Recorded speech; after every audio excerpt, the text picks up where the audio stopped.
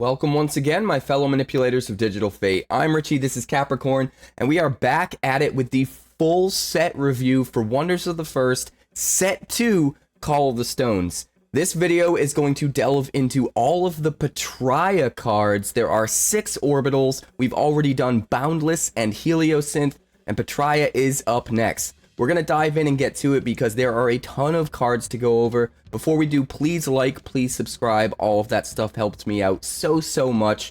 And let's dive in. First, we're going to start here with the Petraian Formless Stone. Every single orbital, every color gets their own Formless Stone in this set, and they're all crazy. 0-cost legendary items that have the link for their particular orbital, in this case a Petraia link. It counts as a stone, and it gives all of your Petraia wonders +1 power. It counting as a stone is crazy because it will give you 1 energy at the start of every round as long as you control it, but because it's a stone, it can actually be seized by your opponents in battle and taken from you. But it gets even crazier because it being a stone means it counts towards the win condition at the end of the game, which means there can now be more than 7 stones in the game that you're fighting over, depending on how many of these formless stones might be in both you and your opponent's decks. Really crazy cards. I go into more detail on the formless stones in the Boundless video, so check that out if you're interested, and let's move on. Next up, we've got some tokens here. A 0-cost token wonder Fungorian plant with 1 power. This is Sporeborn. And then we also have Max Pathfinder, a 0-cost token wonder dog scout with 1 power. Next up, we have another Max Obedient Guard, another 0-cost token wonder dog beast with 1 power. And then Fungal Blob, which is probably my favorite, a 0-cost token wonder Fungorian copy with 1 power. So what's cool about this is there is a card in Petraia that can copy things, and you can use this as the copy token, but we'll get back to that later on. There's also a Feral Gurk, a 0-cost token wonder beast with 1 power, and that brings us to Berry Vine, a 0-cost token wonder plant. Plant Tribal does seem to be hitting critical mass, with Pink Spore Dream Caps in the first set existence, and a few more plant synergies coming in Call of the Stones here. I think plants are actually going to be something that might make some waves in Constructed. But let's move on to the very first common. This is Alhambroris Rossi, a 4-cost secondary wonder with 7 power. Just really efficient that you're probably going to want to use to fill out your curve in Limited. Next up, we've got Burnished Blessing, a 3-cost secondary wonder Sigil of Convergence. It is a core card, so you're going to need that Petraia land in play with a link before you can play this. All cards in target realm can't be nullified this round, and remove all null counters there, draw a card. This is really good against something like Sirius Aetherblade from the first set existence, which can just blanket null everything that costs 2 or less that belongs to an opponent. This can help unnullify something for the round, and even better, it can help deal with null counters if your opponent has used a Deconstruct to put a null counter on something, or even worse, Luminous Scarab to put null counters on your lands. As long as you manage to still have 1 Petraia link active so that you can play this, you can remove those null counters and get access to those links to play your core cards, and also get access to more harvestable actions. The fact that it just draws a card kind of helps make a fail state, you know, a plan B for, like, even if you're in a game where for the most part this isn't super valuable and it's only going to get you a little bit of negligible value as far as the anti-nullification, it will draw a card to help make up for that, and that does make this card better than it otherwise would be. Next up, we've got Crossing Vine Village, a 0-cost secondary land with a Petraia link. You can harvest it to gain an action just like every land, and on arrival, target wonder here gets +2 this round. We got a similar land in existence that when you harvest it gives a +2. This one's going to give the +2 on arrival, which is kind of cool because that +2 is a surprise that your opponent doesn't see coming. They don't already know you have a thing that you can activate later on to get the +2. You can just play this even with no energy left and get a surprise +2 out of nowhere, and maybe that's just enough to mess up their math. So I actually think this is really, really good if you use it in a sneaky surprise fashion in Limited, and it might even possibly see constructed play in just the right deck, but definitely Limited for sure. Next up, we've got Electra Foliage, a 4-cost secondary wonder, Petraian Storm Weaver. It's got 4 power, and on arrival, you put 2 -1 counters on target wonder. So this is sort of like a Red Stooling Hunter without the flying, and it's only a 1 use. But what's cool about it is you get the 2 -1 counters right away, which means for your 1 action, you immediately get to kill something with 1 power, or reduce the power of something that you really, really need to reduce the power of immediately without giving your opponent, again, without giving them a chance to get in front of it to see it coming and do something to stop it. It just kind of comes out of nowhere, and you put the 2 -1 counters on, you have your 4 power contesting a realm, putting pressure on the opponent. Honestly, pretty good for a common. I expect this to show up in Limited for sure. Next up, we've got Gemblade Sword, a 0-cost primary item equipment sword. Equipped wonder gets +2 power, which isn't all that much, but it is 0 cost. It's not going to cost you any energy, even if you don't have the link, which is part of what's cool about this card. In Limited, you can just put this in your deck and not even care if you draw a Petraian land, right?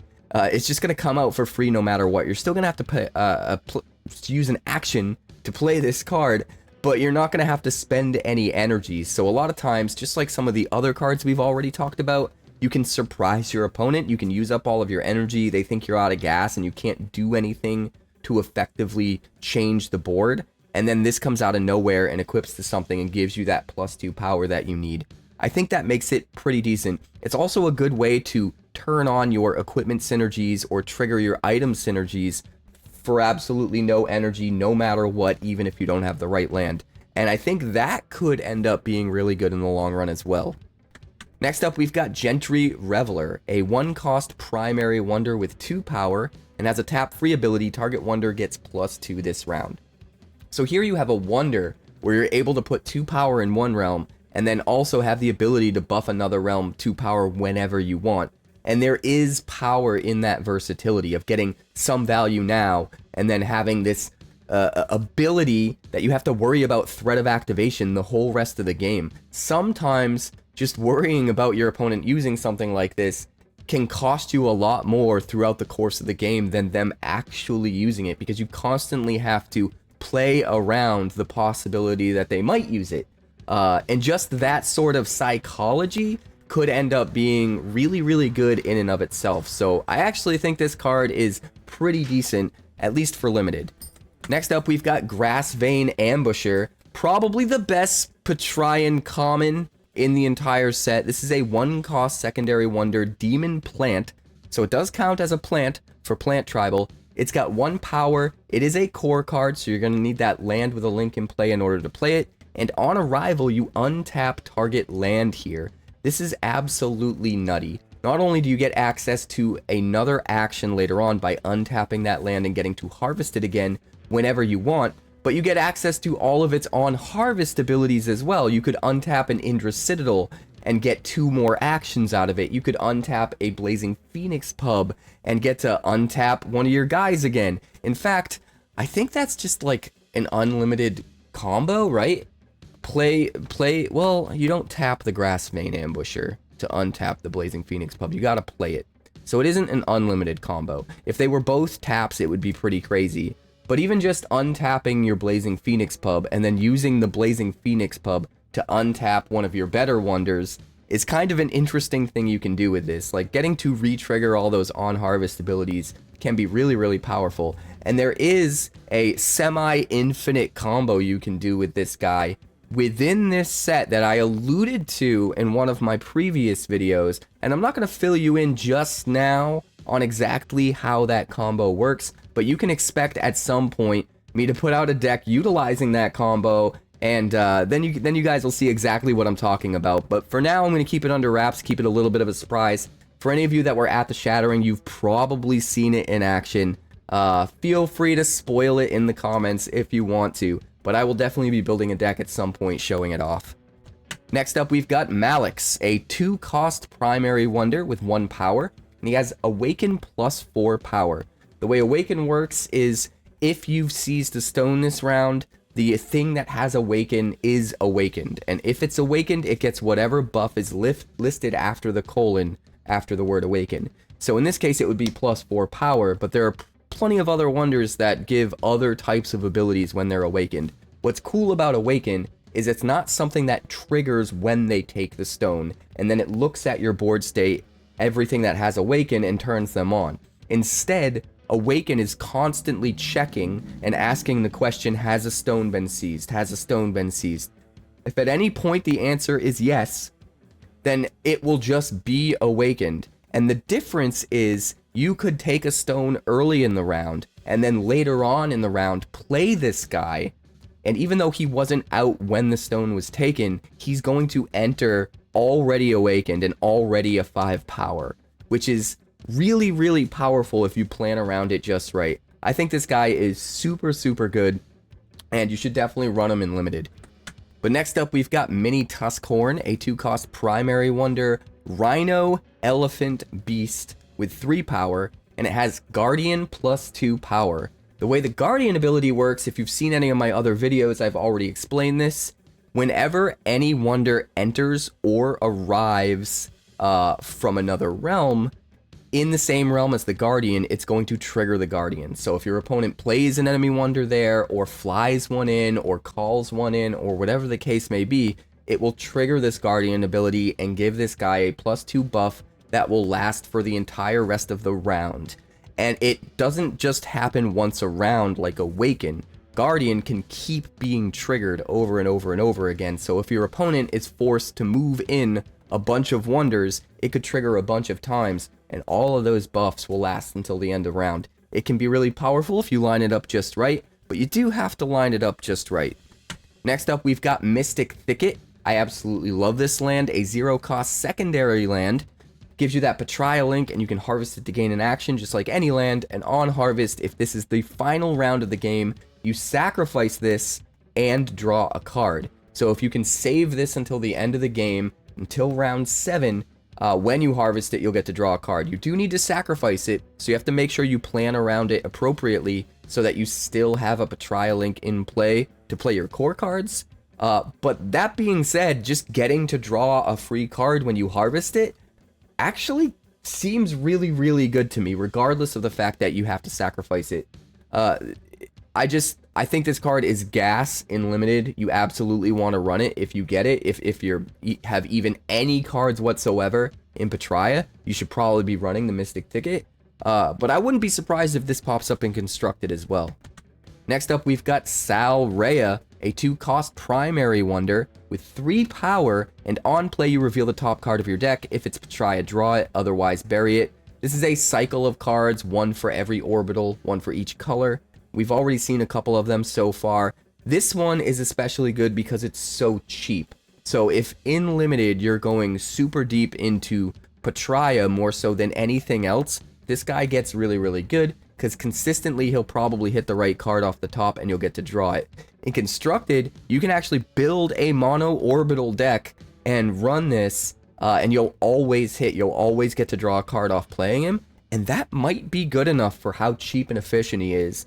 We're gonna have to test it before we know for sure, and giving up other colors in your deck is not nothing. That is a big sacrifice, but there is potential here. Next up, we've got Sergeant Ironfur. This is a 3-cost primary wonder with 2 power, and it has a tap-free ability. Each player sacrifices an item here. So what's cool about this is you can utilize the power now and save the item destruction for later. It's not like other wonders we've seen that destroy an item when they enter. Those can still be good as well, but this is even better. You don't have to wait to utilize the power if you need to wait to destroy the item. And what's cool about that too is it makes a player sacrifice an item, which means that you can get around targeting restrictions. If they have an item with a shield counter on it, it doesn't matter because they have to sacrifice it. You're not targeting it. So this can get around some ways in which your opponent will try to protect their items, which is really, really good. Next up, we've got Spirit of the Wild, a 2-cost secondary spell. Target Wonder gets +6 this round. This is pretty good in Limited. It's obviously way better if you can save it until round 7, where the buff lasts for the entire rest of the game. And it's even better if you can put it on something with flying, so that you get to move that power around into whatever realms you happen to need it in. But just a +6 buff when used right, when used just right, can be powerful enough. I think this is a pretty cool card for Limited.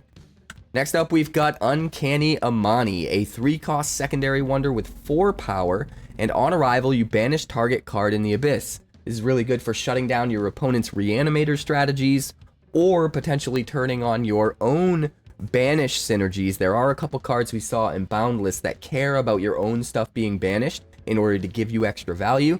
This can help synergize with that and turn that stuff on, which is really cool. Next up, we've got Verdant Grove, a 0-cost secondary land.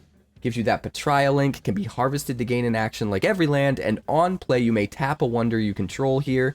If you do, put a +1 counter on target wonder. Free +1 counter, honestly, not too bad for a common land. You're probably going to run this definitely over the token lands in Limited.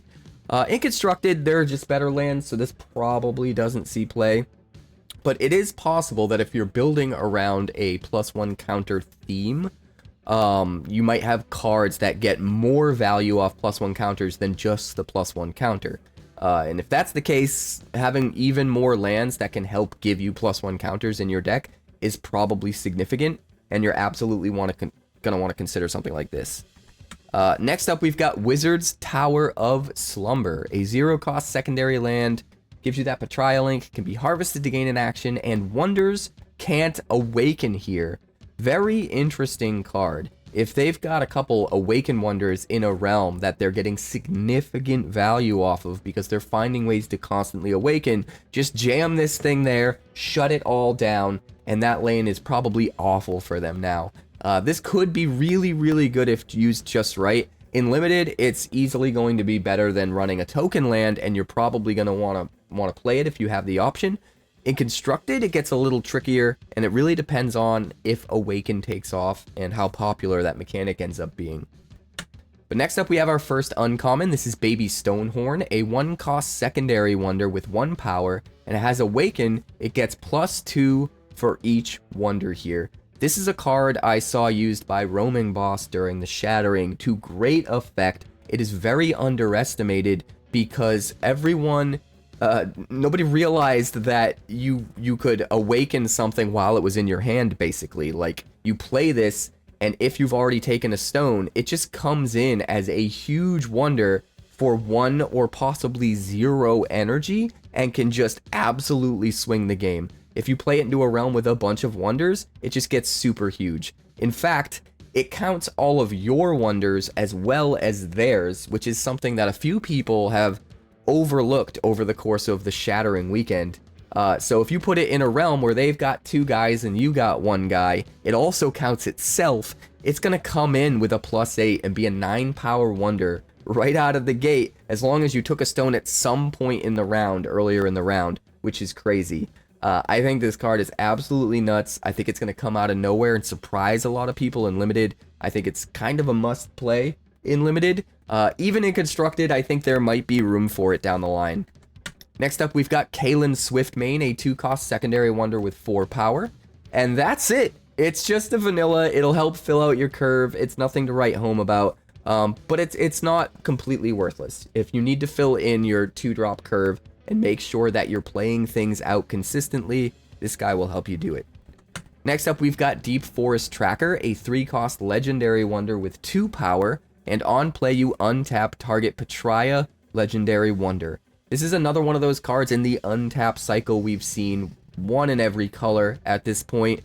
And this is another one of those cards that's going to get a lot better the more sets that are released. Every time they release a set and more Petraian legendary wonders are released that have tap abilities, this thing is going to have more options to choose from, more things to build your deck with, and be way more consistent. So right now, there's some really cool things you can target with it, like Razia and stuff like that.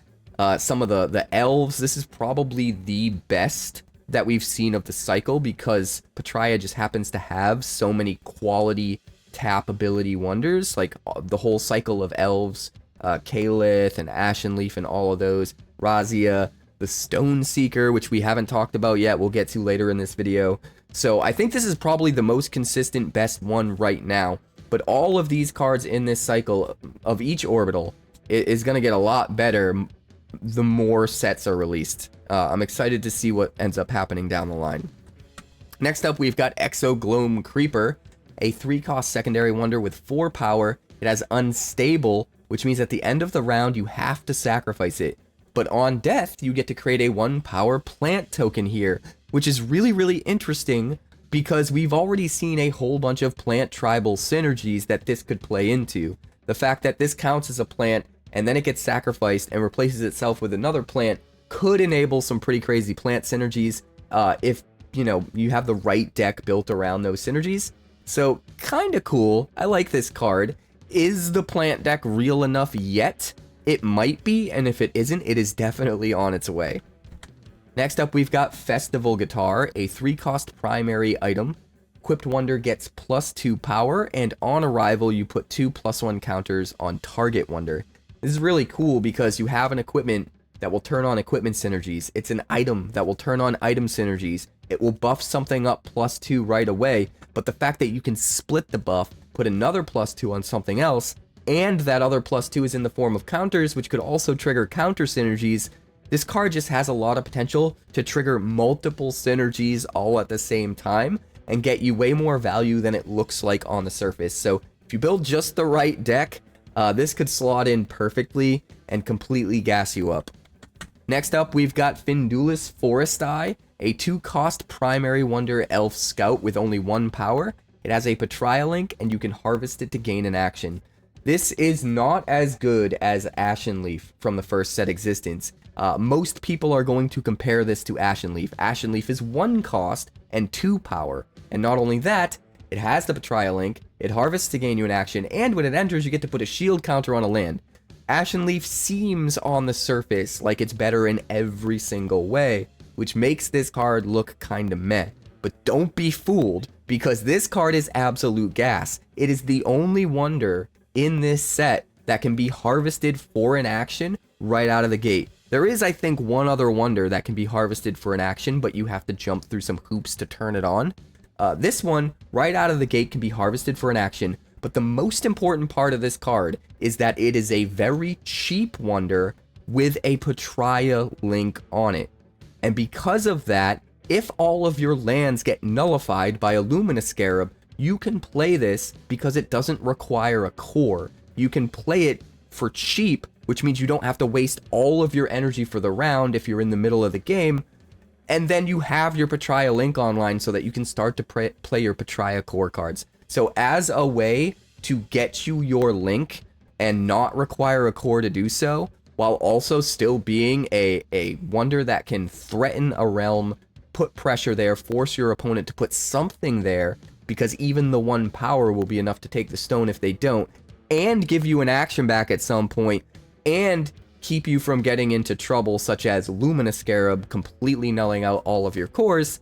This is much better than it looks on the surface. We're used to just how good the harvestable wonders are in existence, and so a lot of people will make comparisons, but I think pound for pound, there are some really interesting ways in which this is absolutely worth it. You want to definitely slam dunk it in every single limited deck until the end of time, because an action is an action, and there aren't a lot of things that will give you actions in this set. So this is definitely a premium. As far as constructed, I think it might even be considerable in like an elf tribal deck using Petraian home cooked meal, or even just in decks that are trying to gain as many actions as possible. There's just a lot of value here, and it's another way to try to counteract the Luminous Scarab, which is great. Next up, we've got Henry Littlefoot, a 4-cost primary wonder with 3 power. It is a core, and on arrival, you create a 1 power max token in this or an adjacent realm. So this is how you make the pup.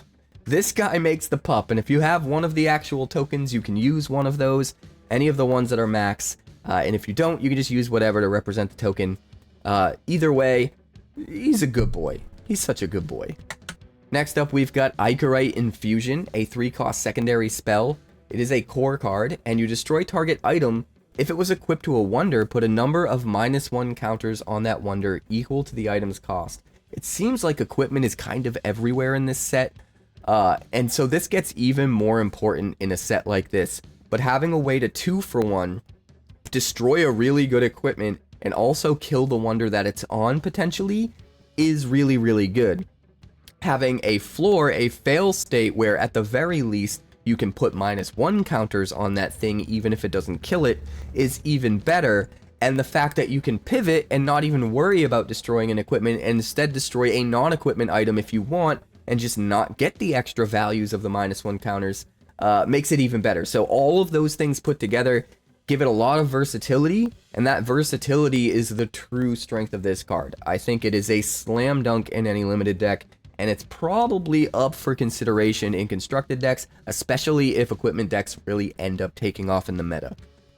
But next up, we've got Luminous Labyrinth, a 0-cost secondary land. Gives you that Petraia link, can be harvested for an action, and on harvest, if this is in a high realm, you create a 1-power Fungorian token here. This card is good. It kind of reminds me of harvestable wonders in a way, because you get power in a realm, and you also get the ability to harvest at some point and gain an action, which is pretty much the same as when you play a harvestable wonder. The big main difference is the fact that because it's not the wonder that gives you the action, you can't use things that untap wonders to get more value out of it. So this isn't quite as good as a harvestable wonder, and it does have to be in realm 5, 6, or 7, which means you can't play it early in the game.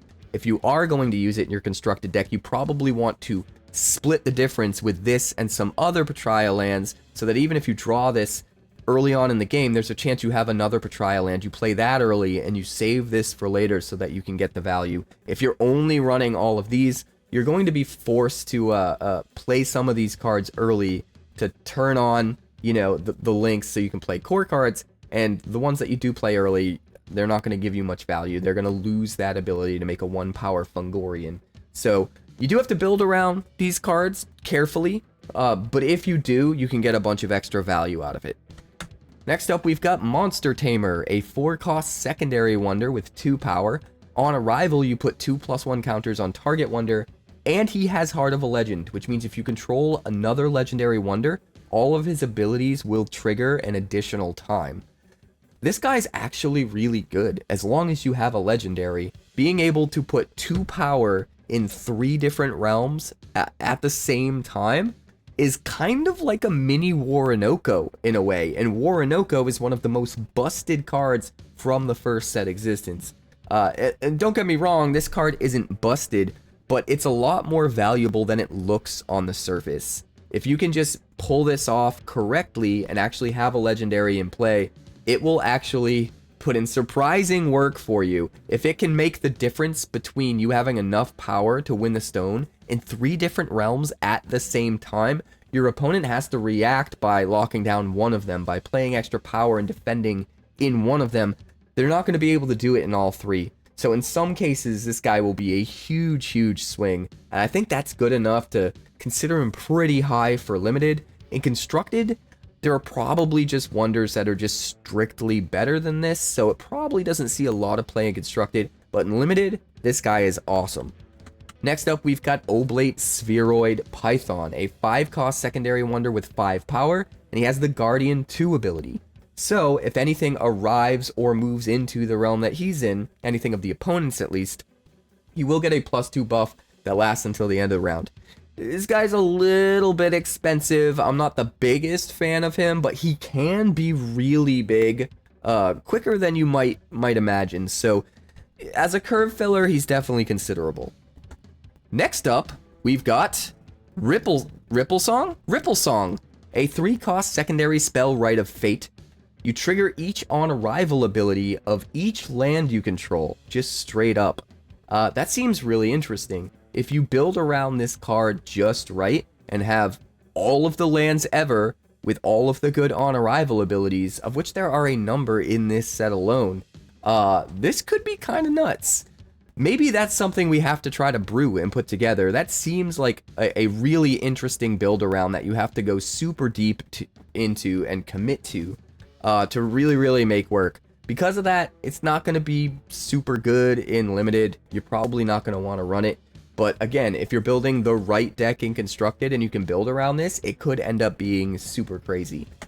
Next up, we've got Sir Cedric Greenleaf, a 2-cost legendary wonder, Beastkin Frog Noble with 3 power. If another legendary wonder would be destroyed, you may instead remove all counters from that card. If any counters were removed this way, sacrifice this. Very, very interesting.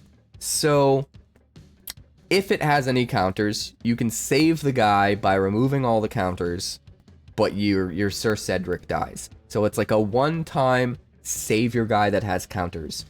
If you're in a +1 counter deck, sort of like a theme, this could be pretty good, especially because of how cheap he is. He can come down for only 1 energy if you have the link, contribute 3 power, and eventually save any one of like whatever they try to target that has +1 counters on it.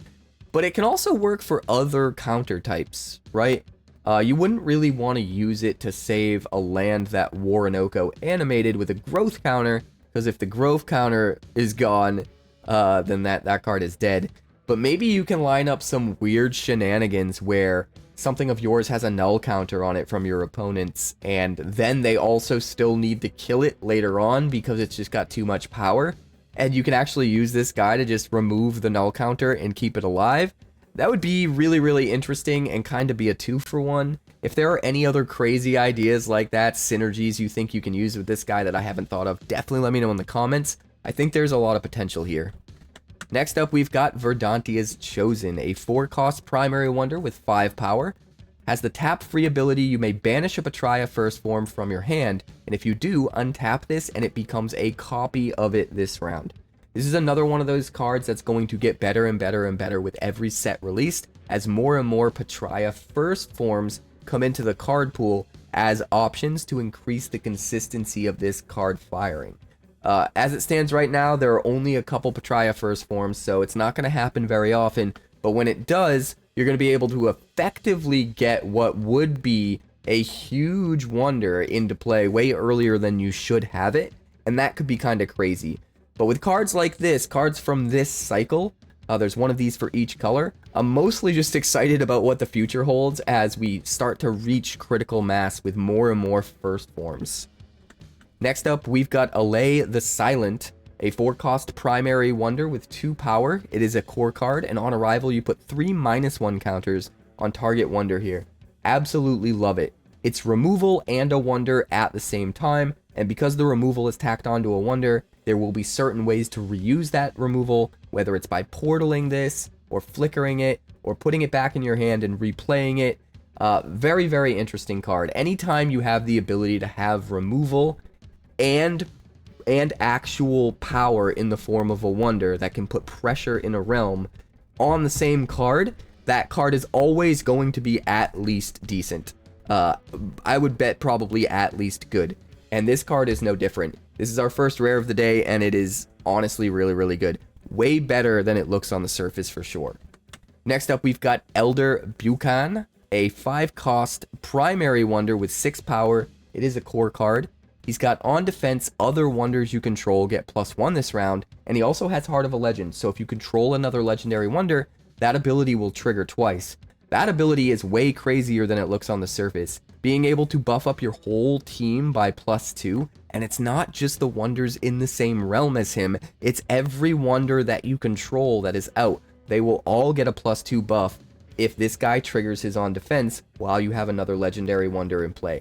That is crazy because it can trigger multiple times. Every single time your opponent attacks in the realm that 𝐿DR-BUCHAN is in, it's just going to buff up your guys by +2 again. The whole board. It's really, really hard for your opponent to outpace that. I think this guy could very effectively lock down a realm all by himself. And I'm really, really excited to see if people start using him in constructed decks and how good he ends up being. Next up, we've got Emperor Barnail. I kind of love this guy. He was one of my unique, exclusive promo spoilers that I got during spoiler season, I was allowed to exclusively spoil this guy. And I think he's really awesome. He's only a 2-cost secondary wonder with 3 power. He is a core card, but whenever he gets a -1 counter, he gets 2 +1 counters instead. Not only does this mean you can use all of your minus counter cards to boost this guy into insanity and make a realm completely impossible for your opponent to take from you, but the best part about him, the most overlooked part about him, is he basically has protection from -1 counters. All of your opponent's -1 counter shenanigans won't work on him. They can't kill him with -1 counters, because every time they try to put one on him, he just gets 2 +1 counters instead, and he will never die. This card is really, really, really, really good. I can't wait to see if people start running him in Constructed. I think he's good enough to be there for sure, and I just want to see what kind of decks pop up with him in it. Next up, we've got Empowered Cow, and this is that other card I was talking about a while ago that you can potentially harvest. A 5-cost legendary wonder Cow Beast with 5 power, and it has the Awaken ability, giving it +2 power and turning on the ability to harvest it to gain an action. So this is really interesting. It doesn't come right out of the gate with the ability to be harvested, but as long as you take a stone, it will come in as a 7 power for as little as 4 energy and the ability to tap it and harvest it. That is an insane amount of value. Obviously, if you pull this in limited, you're gonna run it no matter what. In Constructed, I think there might be room for this. Possibly even lined up with that other card we saw that can untap a legendary Petraia wonder, because this can be harvested. It is a legendary Petraia wonder. You could untap it and harvest it again, potentially. There's definitely room to mess around with this guy, and I think having high power and giving you a free action might be worth considering. Next up, we've got Frengus. That's right, Frengus. A 3-cost secondary wonder Beastkin Turtle with 3 power. And on arrival, you reveal the top 3 cards of your deck and then bury them. So you get to look at what they are, your opponent gets to see what they are, and then they have to be buried no matter what on the bottom. So it's basically a way to know what the bottom 3 cards of your deck are, which is interesting. Whenever you reveal a legendary card from your deck, you put 2 +1 counters on this. So that's where the value gets. You want to run this guy in a deck that has a bunch of other ways to reveal things from your deck, which fits perfectly well with John Breakbang, a card from the first set, Existence, that gives all of your legendaries +4, and if you happen to reveal him from your deck, you just get to put him into play for free. Absolutely crazy card that is already being paired up with things that, you know, reveal cards from the top of your deck. And this is another payoff now for revealing things from the top of your deck. I feel like maybe a legendary / search your deck might actually be on the rise for Constructed. This could be a part of it. John Breakbang could be a part of it. Maybe use the Pastel Bloom Drakes with Old Man Rocket Ricker. There's definitely a lot of potential. I'm excited to see if anybody tries to brew this. I might try to give it a go. But next up, we've got Gromash Swampbane, a 6-cost secondary wonder with 7 power, and it has a tap-free ability to create a 1-power plant token wonder in this or an adjacent realm. This will turn on all of your plant synergies. It'll work really, really well with Pink Spore Dreamcap and some of the other plant synergies we've seen in this set.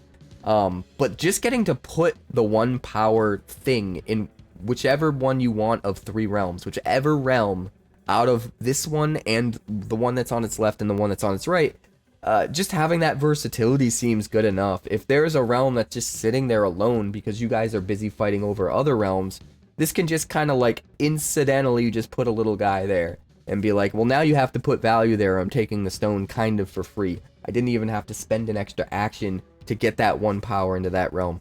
And that feels kind of good. There's definitely room for this guy. I'm excited to see if this thing ends up taking off. But next up, we've got Heroic Fortune. This card is probably the best straight up card draw we've seen since maybe Seer's Gaze. A 3-cost primary spell, Rite of Fate. If you control a legendary wonder, you simply draw 3 cards. If you can fulfill that requirement consistently, if you have a bunch of legendaries in your deck, this is just strictly better than Thought Tempest. It's a Thought Tempest where you don't have to put back a card, which is awesome. It's also strictly better than really any of the other card draw spells, with the exception of Seer's Gaze. But even with Seer's Gaze, you have to jump through the hoops of keeping a bunch of lands untapped in order to get the value off of it. And granted, the ceiling's higher on that, but the fact that you can just draw 3 cards no matter what without having to worry about keeping your lands untapped does make this hit just a little bit different. And I think it's actually going to be really, really good and see a lot of play in Constructed. Most decks are able to fit a decent amount of legendaries into the deck. Definitely enough to make this super consistent. And just getting the automatic 3-for-1 out of this card no matter what, without having to hedge your bets on keeping lands untapped, I think will be really good. Some people might be crazy enough to try to run both. But I think this is going to be one of the most primarily used draw spells in Constructed moving forward. Next up, we've got Jed. He's Jed. He's a 3-cost primary wonder, primate, rookie soldier with 2 power. He's got Heart of a Legend, and whenever another Petraian you control arrives, this gets +3 this round. That means if you have another legendary wonder in play, you play 1 Petraian wonder, and this thing becomes an 8 power that only costs you as little as 2 energy.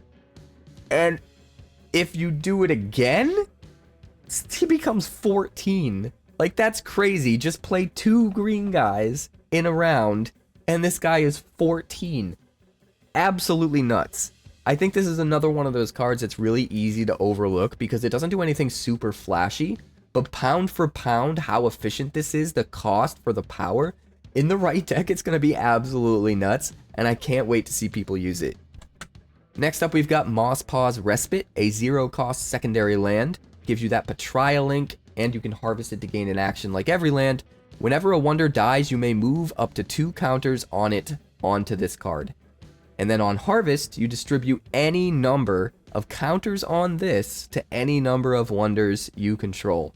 So it's a way to double down on your counters as they kill your stuff that have good counters on it, like +1 counters, shield counters, protector counters, all that stuff.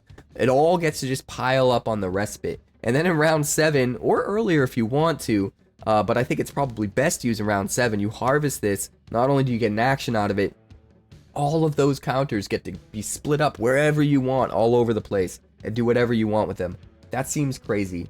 The one caveat there is you can't put any counters on their stuff, so if you kill a wonder that's got like a null counter on it or something, you probably don't want to move it to this card. But who knows, maybe there's some crazy synergies that will exploit something like that as well. I think this card's actually going to be really, really good in the right decks, and I expect to see some play. Next up, we've got Pedro Hive Master. This is a 1-cost secondary wonder with 2 power, and it has a tap-free ability, remove all -1 counters from other wonders you control. If you do, this gets 2 -1 counters. So what's cool about that is he doesn't die, right? He turns into a 0 power, but literally all of your other wonders lose all of their counters. Where it gets really interesting is if you have multiples. Because if you play one of these like in the mid game and clear all the counters off your things, but then it gets 2 counters, you could theoretically play another one in the late game, clear all the counters off your thing again, and clear the 2 counters off the original Pedro Hive Master, which seems kind of interesting. I don't know if it's good. I don't know how good it is, but it's definitely interesting. There have to be some crazy synergies that you can line up with this guy, right? If you guys have ideas, let me know in the comments. I feel like there's potential here. Next up, we've got Kelrion Hermit. 2-cost secondary wonder with 1 power. It is a core card, has a tap-free ability, destroy target item that arrived this round. That is really, really good. Another way of just destroying an item while also putting power into a realm. The fact that you can play this early, you know, have that 1 power, force your opponent to have to commit resources there to stop you from taking a stone, and then have access to item destruction right then and there whenever you want for no energy, no action. They play the thing, you tap it, destroy the thing. It really messes with them psychologically and makes them not want to play any items, which is even better for you. So I think this card's awesome. Really, really interesting. Next up, we've got Skylar Wingard. I use this to great effect in my limited deck over the weekend. This is a 3-cost legendary wonder with 1 power. It is a core card, but it has flying, which means whenever it attacks, you can choose to move it to an adjacent realm at the end of the battle as part of that same action, which is awesome. But it also gets +1 for each land here, which gets really, really interesting because as it flies around the board, its power is going to change depending on how many lands.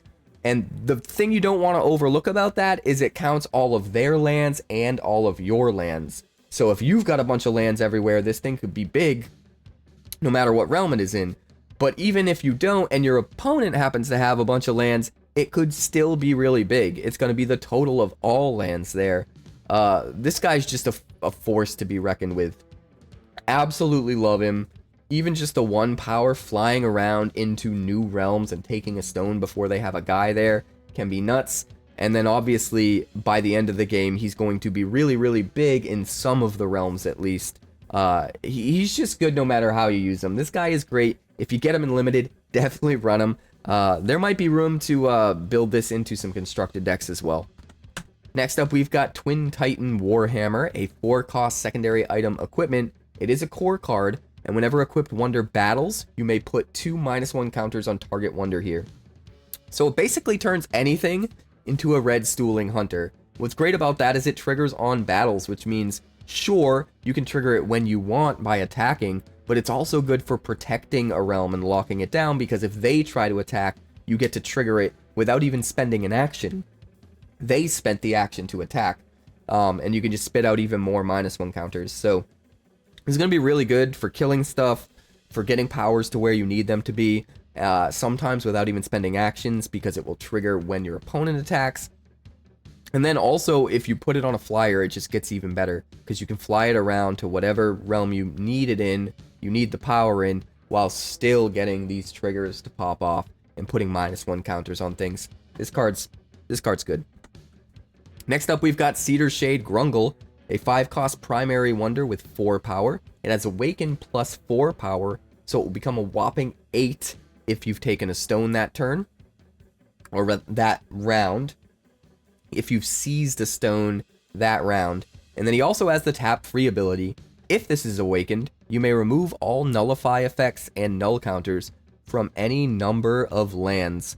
This is definitely a response to the Luminous Scarab meta that we saw to a certain degree at the World Championships last year. Luminous Scarab just kind of like taking over board states. I definitely did that. I ran a deck using Luminous Scarab, and this is just straight up going to answer it. But what's great about this card is this is a way for you to have something in your deck that can answer Luminous Scarab that isn't a waste of a card if you don't need that ability, because 4 energy for potentially 8 power is still a really good ratio. It's still a very efficient pound for pound power card in a realm that's always at least going to be useful for that, even if you're in a game where the tap free ability isn't as useful. And being able to just incidentally include an answer to Luminous Scarab in your deck seems really, really good. And depending on how crazy Luminous Scarab ends up being after this set releases and how prevalent it ends up being in the meta, this could end up being one of those cards that every deck just has one of in, just in case. Excited to find out. I'm excited to see where it goes. But next up, we've got Elven Gathering Bag, a 4-cost secondary item utility equipment. Equipped Wonder gets +1 for each counter on all cards in the world. So this is like the end-all be-all late game for the counter deck. You're getting value off of all the -1 counters you're putting on their stuff. You're getting value off all the +1 counters you have on your stuff. All shield, protector, null counters, all that stuff. If you're in a counter-heavy deck, you're just getting insane value. You play this, and for 3 energy, one of your guys is just the biggest guy on the planet. And there's no way your opponent is taking that realm. I'm excited to see if the +1 counter deck can really, really be a thing.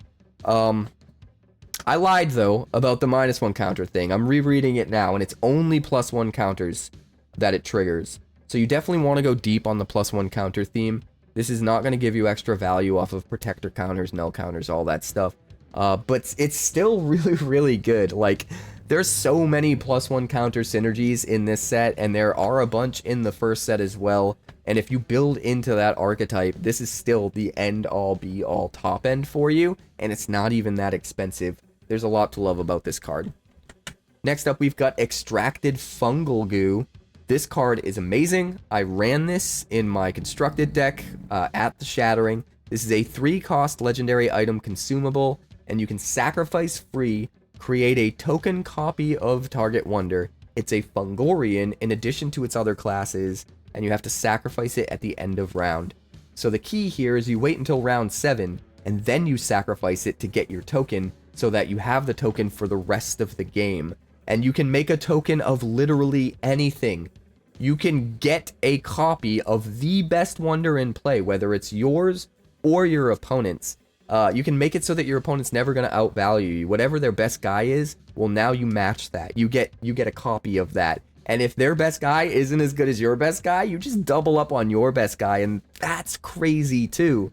And because the token is created, it might not trigger on play abilities. It doesn't trigger on play abilities, but it will trigger on arrival abilities, and it will give you access to any kind of like tap free value that thing has as well. There's a lot of ways to utilize this card and get insane value out of it, and I'm not even going to list them all, but I used that in my constructed deck. It was absolutely nuts, and you're going to see it probably everywhere in constructed. Next up, we've got General Brutus Ironjaw, a 4-cost legendary wonder primate. 3 power, it is a core card, and on arrival, you may destroy target equipped wonder. So a 3 power dude for potentially 3 energy that also kills any wonder if you're up against the equipment deck seems good, right? I mean, you do have to be up against the equipment deck, but even if you're not up against the equipment deck, if your opponent just has an incidental equipment in their deck that they eventually equip to something, even if you're not destroying the thing you want to destroy, destroying one of their wonders, even if it's their crappiest wonder, and getting 3 power onto the board is still some pretty decent 2-for-1 value. So I think even the floor of this guy is decent, but obviously if you're up against the equipment deck, the value of this guy just skyrockets, and he's absolutely nuts. Next up, we've got Jax Strong Branch. This is a 5-cost secondary wonder with 5 power. It is a core card, has Heart of a Legend, and on arrival, target wonder gets +5 this round. This is really interesting because if you have another legendary wonder in play, you're going to get 15 power out of this guy for potentially as low as 4 energy, which is just absolutely absurd. And like Orinoco, that power is going in multiple realms. So you get to swing the math in 3 different realms at the same time. 5 power here, 5 power on that guy over there, 5 power on that guy over there. If you play it in the last round, round 7, and you get those buffs for the entire rest of the game, it's even crazier. I think this guy is really good. He's an obvious you just slam him and run him in limited. But in constructed, I kind of expect him to show up in the right decks. Especially if it's a deck where maybe you can double trigger the on arrival ability, or like portal him or flicker him to get the ability to trigger again. You can do some really crazy stuff with this that just gives you some really insane numbers. And I'm totally here for it. I'm excited to see if he gets used. Next up, we've got Lorelin Gleamfinder. I really like this card. I'm not sure how good it is yet, but I really like it, and it seems like it's really good to me. A 5-cost legendary wonder elf with 5 power. It is a core card, and on play you untap any number of wonders and items here. So if you have a bunch of the elves that harvest for actions, if you have Razia that can tap free to go +5, -5, if you have your Stone Seeker, if you have all of these different types of wonders all in one realm, you can just play Lorelin there, untap them all, and get an insane amount of value. The one downside is they do have to all be in the same realm, and sometimes that might make you vulnerable if you put all your eggs in one basket, put everything into one realm.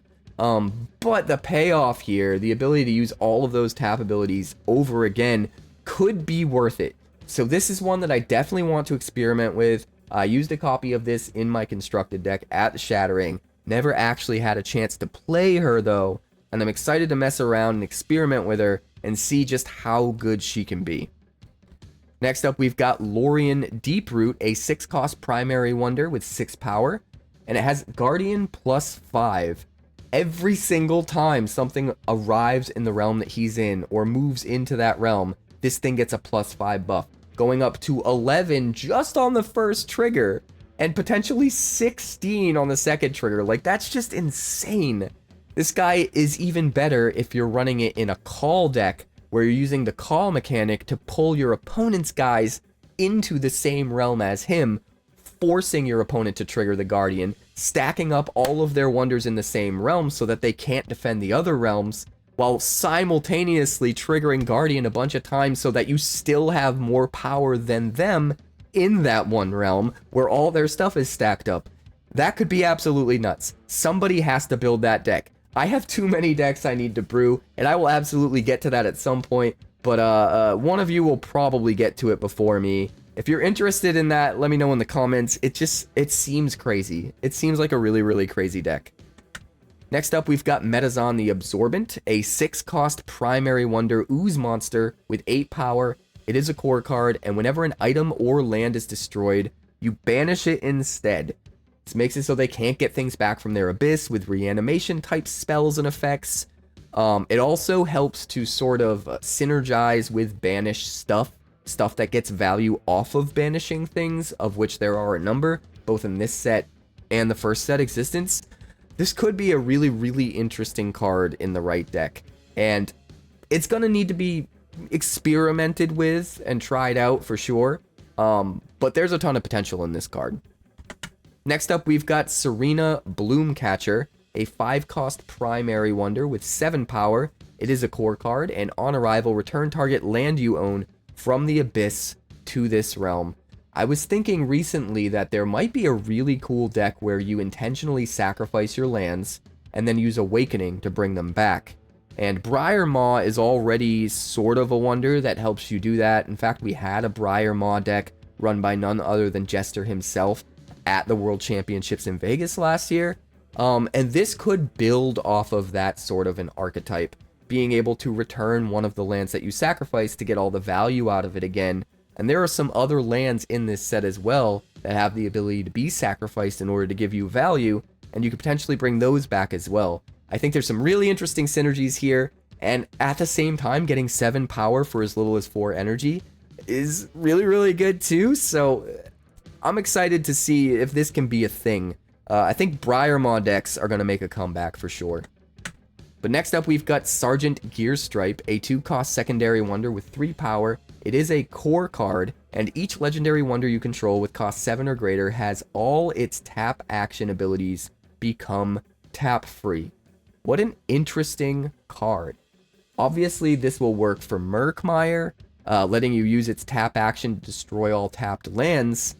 Or is that a sacrifice action? I don't remember off the top of my head. Let me know in the comments if you know. At the very least, you could use this on Blaziphel, right? Turn its tap action. No, I think Blaziphel's... No, Blaziphel's a tap action. You'd turn it into a tap free. You'd still have to banish the Blaziphel, but it would save you an action. I have a feeling that there's a different card that they have in mind for this.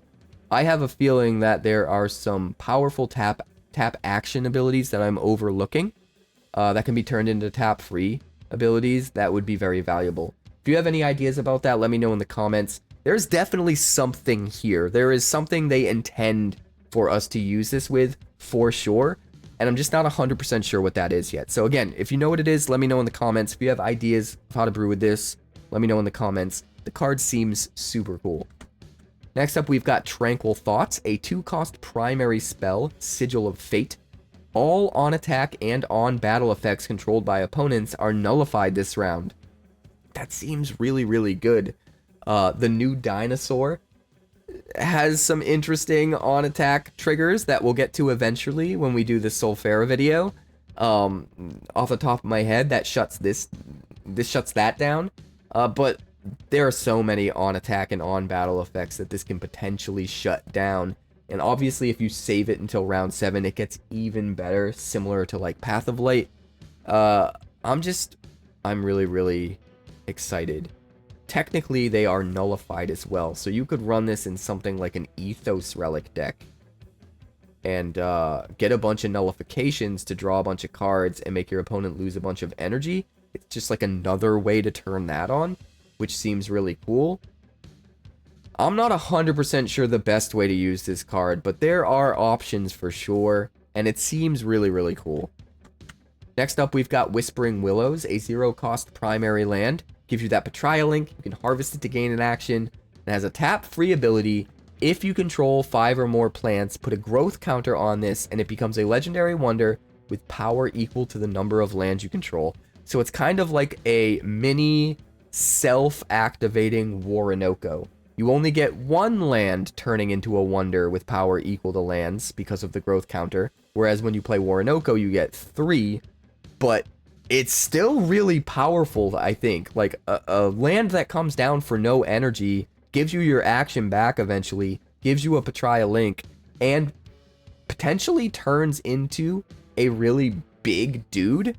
It is worth pointing out that you won't be able to harvest this if you choose to use its tap-free ability instead, but there are some cards that can potentially maybe untap it, so that's interesting. This seems really cool in Plant Tribal. This goes back to me saying earlier that I think Plant Tribal might be hitting critical mass, where that deck could be real and constructed, and if it isn't, then it's definitely on its way and probably will in the next set whenever that is released. This card, even just a mini Orinoco, just seems really good. And we've seen a bunch of Plant Tribal stuff, so I have a feeling that deck might be real. Next up, we've got Golu the Destroyer, a 9-cost legendary wonder dragon prismation titan with 13 power. It is a core card and it has flying. 13 power flyer is nothing to laugh at. Also, enemy cards aren't legendary. This is going to turn off all of your opponent's Heart of a Legend abilities, which is awesome, but it can also mess with other things, right? Like, if you have, say, what's that red sweeper? The red sweeper from the first set. There's a red mythic sweeper that gets rid of everything except legendaries. You could kind of have things backfire, right?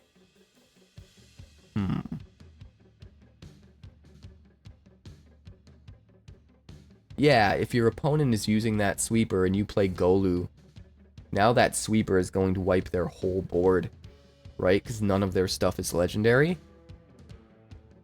There are definitely some interesting things you can line up with this, which I'm really, really excited about. My one question, and if anybody from the team is watching, maybe they can comment and answer. If you have Golu the Destroyer out, and your opponent has a Blazing Phoenix pub out, and they activating it, turning all of your wonders legendary until the end of the round, which one takes priority? Are they turned into not legendaries again by Golu? Or does the Blazing Phoenix pub ability overwrite the Golu that was already there? I think it's going to come down to which was played first. I think the answer will be different based on playing a Golu after your opponent uses a Blazing Phoenix pub, or having a Golu down before your opponent uses a Blazing Phoenix pub. But I'm not 100% sure on the answer. If I figure it out, I'll make sure to leave a comment in the comments for you guys. But this card's just really interesting, and it's another one that I feel like is going to get better with time as each set comes out and there are more possibilities of hitting things that care about legendary stuff. This card could end up becoming even better. Next up, we have our very first mythic. This is Great Red Stool Raptor. This is another one that I used in my constructed deck over the weekend. A 7-cost legendary wonder with 6 power. It is a core card, and it has flying. And on battle, put 4 -1 counters on target enemy here. It's essentially a super red stooling hunter. It's like 2 red stooling hunters jammed together. In some ways, even better than that, because 6 power. 6 power is a lot. This card is just nuts. Being able to fly around the battlefield and put those -1 counters wherever you want, just kill some smaller stuff and then leave other things low enough power that you have the power you need in that realm to take the stone, even if the Great Red Stool Raptor flies out.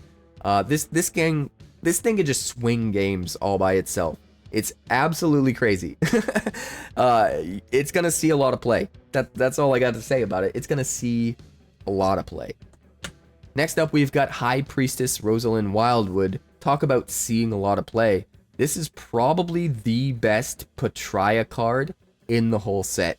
This card was absolutely nuts. I was sleeping on it during spoiler season. I saw this early and it didn't hit me just how crazy this card could be.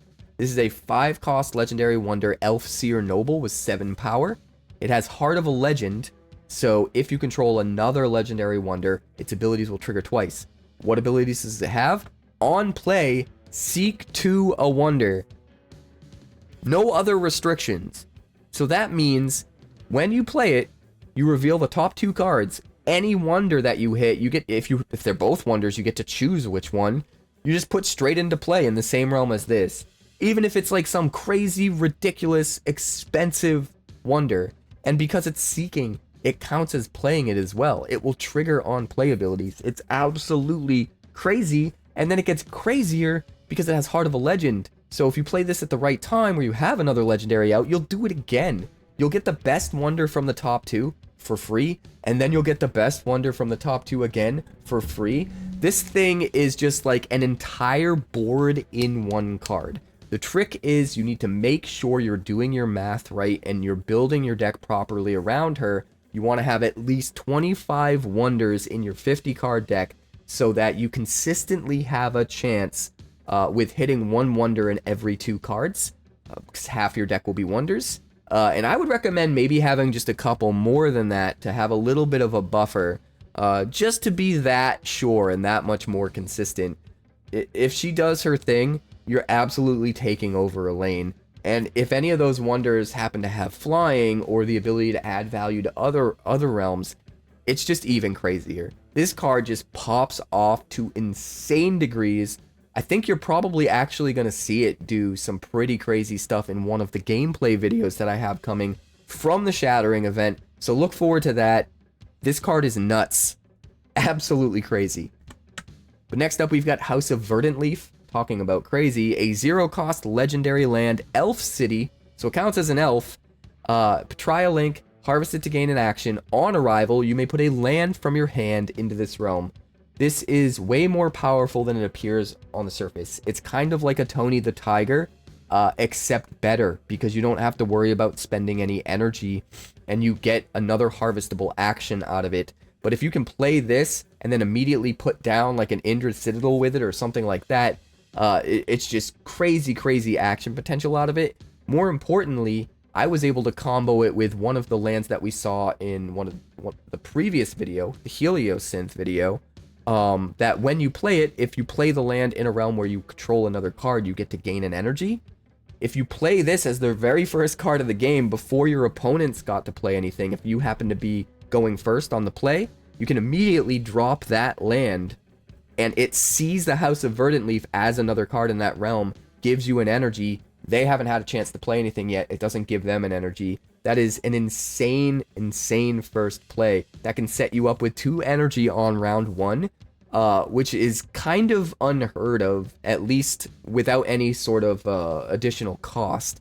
This is no additional cost. You're just playing your land, and then it's just happening. It can be absolutely crazy if you line it up just right, and I'm sure there's some other really amazing sequences that you can pull off with this card. Just all in all, awesome. I'm curious now, because I didn't notice before, if it being an elf type actually matters. Does Petraian home-cooked meal work with this card somehow? I'm gonna have to look into that. It's possible. It's possible. Next up, we've got Kezka. This is a 9-cost legendary wonder with 9 power. It's a core card, and Petraian wonders you control get Awaken +3.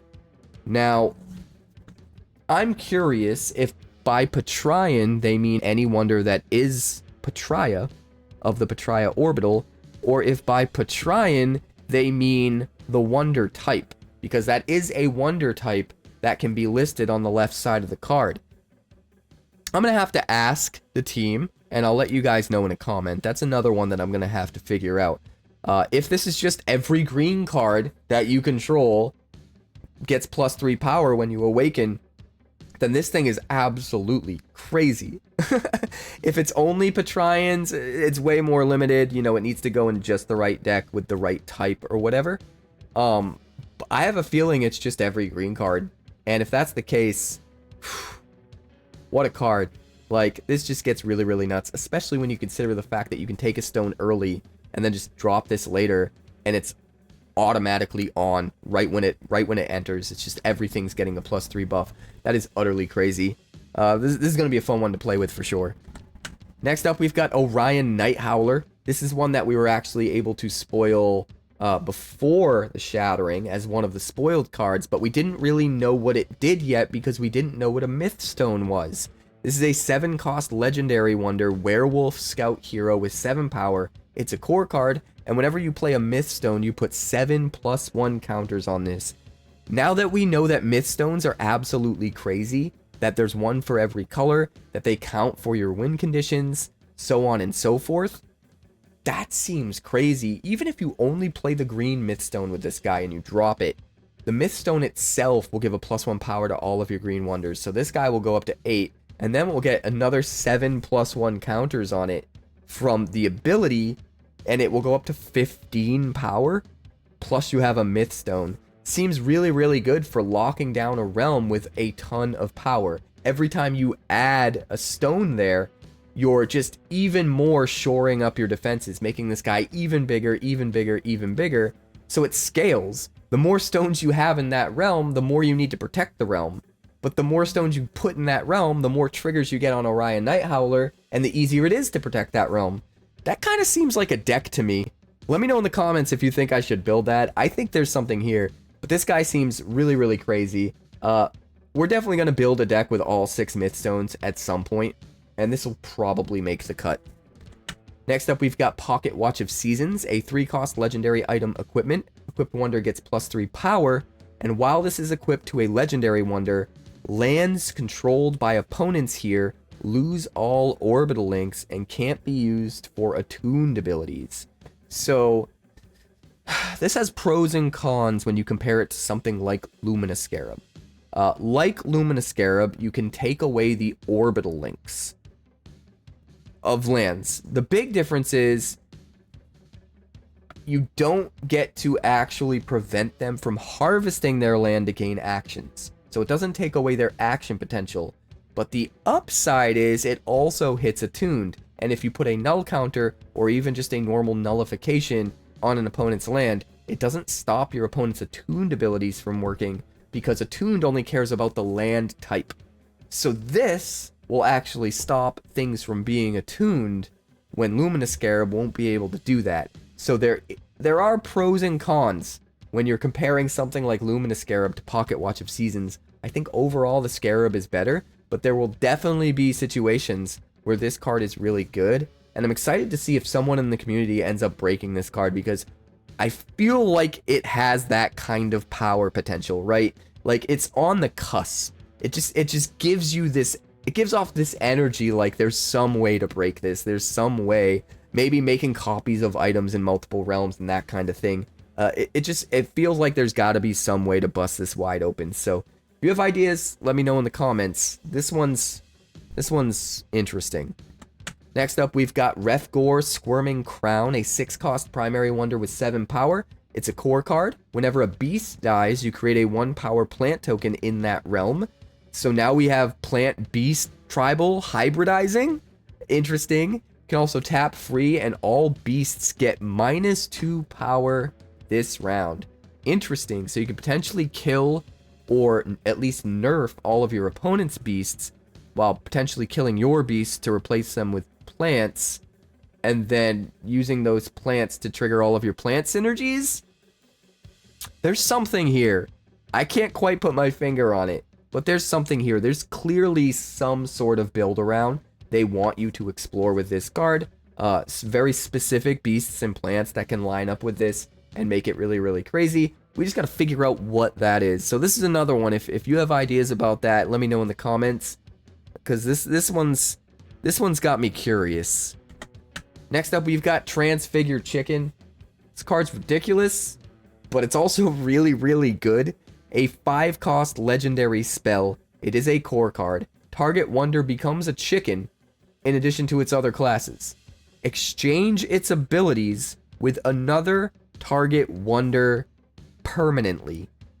So, this is sort of like nullifying a card, except it's also sort of like stealing a card. It's like this weird in between. It's not quite stealing the card, but it's a little more than nullifying.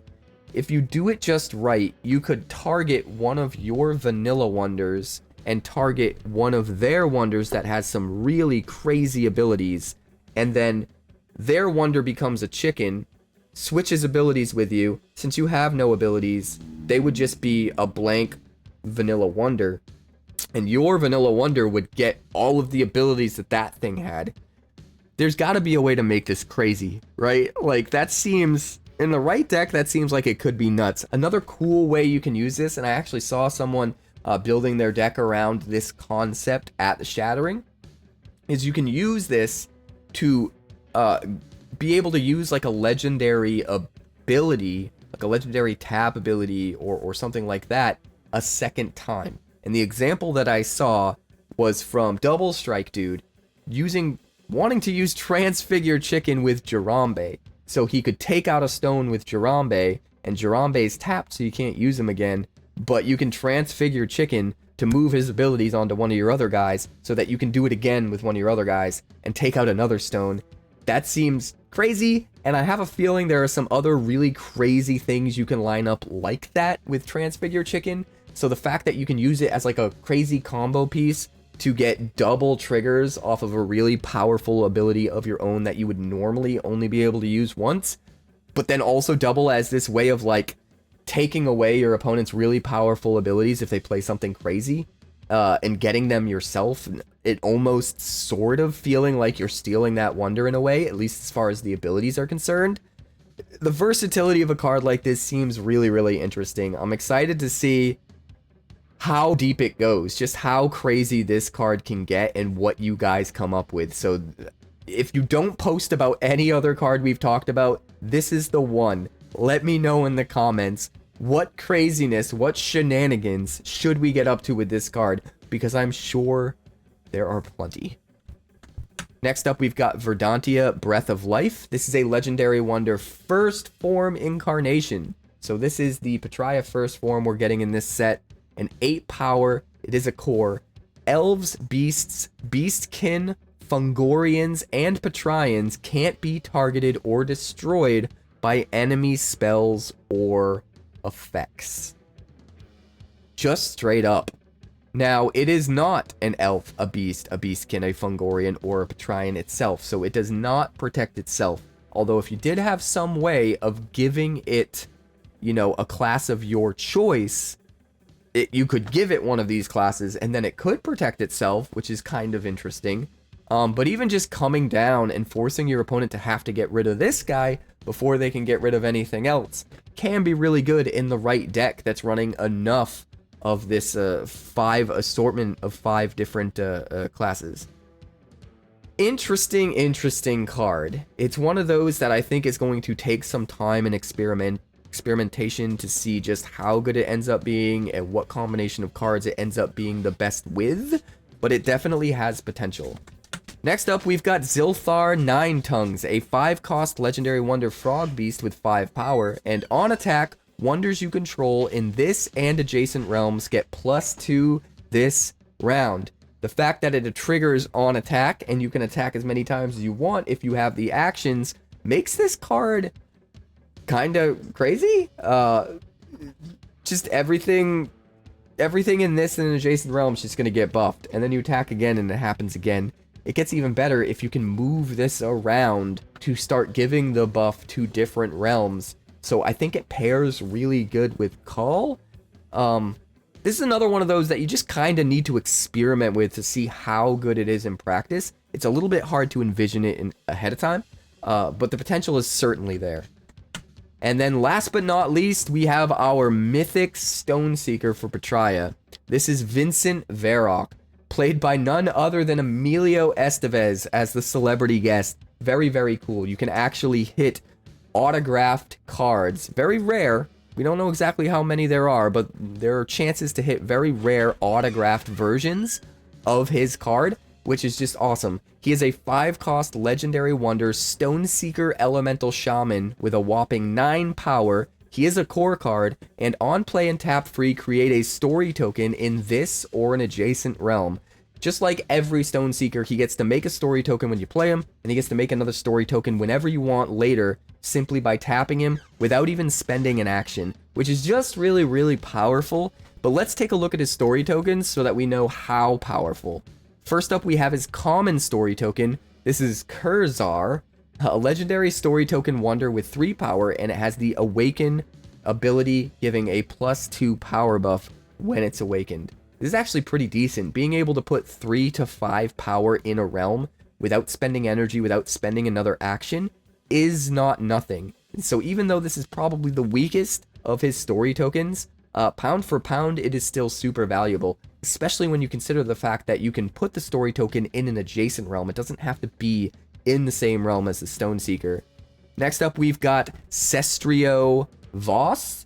This is a legendary story token wonder bat beast with 1 power, but it flies. So if you want some versatility, if your opponent is leaving a bunch of realms undefended, just create the 1 power flyer, start flying it around into all of those uncontested realms and taking the stones. The fact that you have versatility and you can choose which story token you want to create in the moment based on what your opponent's doing and what the board state is like is really, really cool, because it helps these story tokens feel almost like a mini sideboard in a way, and I kind of love that. Next up, we've got Killclaw. Speaking of mini sideboard, this is a legendary story token item. It's an equipment. An equipped wonder gets +2 power, but also equipped wonder gets the ability on attack, destroy target token here. This is way, way more powerful than it looks. This Stone Seeker is kind of like the anti-Stone Seeker, because whatever you equip the Killclaw to, you could just start killing all of your opponent's story tokens, which are way more powerful than normal tokens. But the fact that you also get the ability to just incidentally kill normal tokens, if there happens to be one in the realm where this is, gives you even more gravy.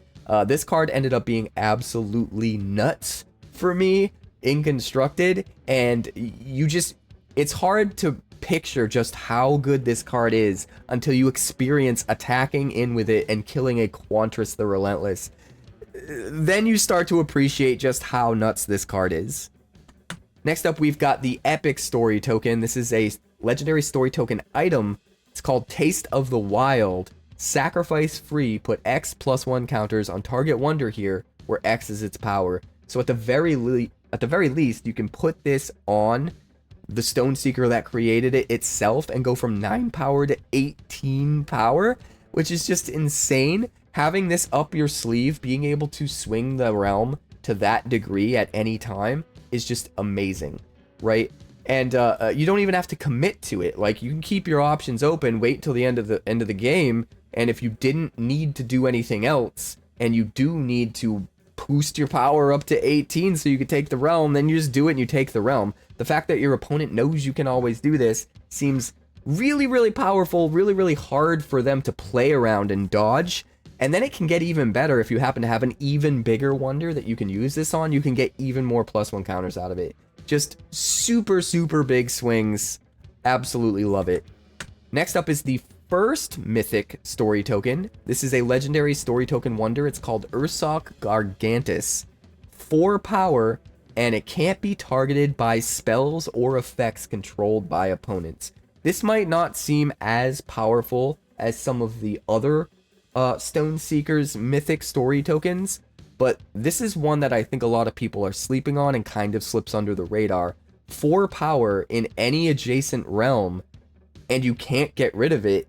It just forces your opponent to use up value and resources in a realm where they probably don't want to use up value and resources. And that can be way more powerful than you might think at first glance. But also, part of the reason why this might not be as crazy as other mythic story tokens is because of what the second mythic story token is for this Stone Seeker, and that is Speleo Root. And this is probably the best story token in the whole game, even though it doesn't look like very much on the surface. A legendary story token item utility has a sacrifice-free ability to untap target wonder and gain an energy. So the floor of this card, the very least you can do is put this into play, trigger all of your item synergies that care about you playing items or having items in play, and then eventually at some point untapping the Stone Seeker that made it so that you can fetch whatever other story token you would have initially while also gaining an energy, right? So triggering your item synergies and basically just gaining you an energy for free and it not really even counting as your second story token, because then you get to play a third one by tapping your Stone Seeker all over again and creating a third story token, seems kind of crazy. It means you can essentially tack on trigger any item abilities and gain an energy to this card's abilities. If this is a 4 power, can't be targeted by spells or effects controlled by opponents, gives you an energy, and triggers any items, you know, synergies that care about items, like, that's a lot for one card. But it gets even better because there's the versatility of being able to untap something else. You could untap your Razia if that's better for you. You could untap a completely different Stone Seeker if you want to. Like, the versatility of the card is nuts, and no matter what you gain the energy, no matter what you can trigger all of your item synergies. And there is a certain card, and I've already teased this in past videos, we're not there yet, it's a Thawin card, but there is a certain card that allows you to use sacrifice-free abilities without actually sacrificing the card, which makes this get even crazier, like way crazier. So this card is just absolutely nuts, and it does not look like it's anything on the surface, but it is so good. Trust me, it's just good in so many different ways. You absolutely need to run it. I will absolutely be running it. And that brings us to the end of the video. Thank you guys so much for checking it out. That's Petraia. We've now done Boundless, Heliosynth, and Petraia. We've got, I believe, Sulfera on the way next, which is going to be an exciting one. The red orbital, because they absolutely juiced red this time around. Let me know how you feel about the set so far in the comments. Please like, please subscribe, and I'll see you on the next one.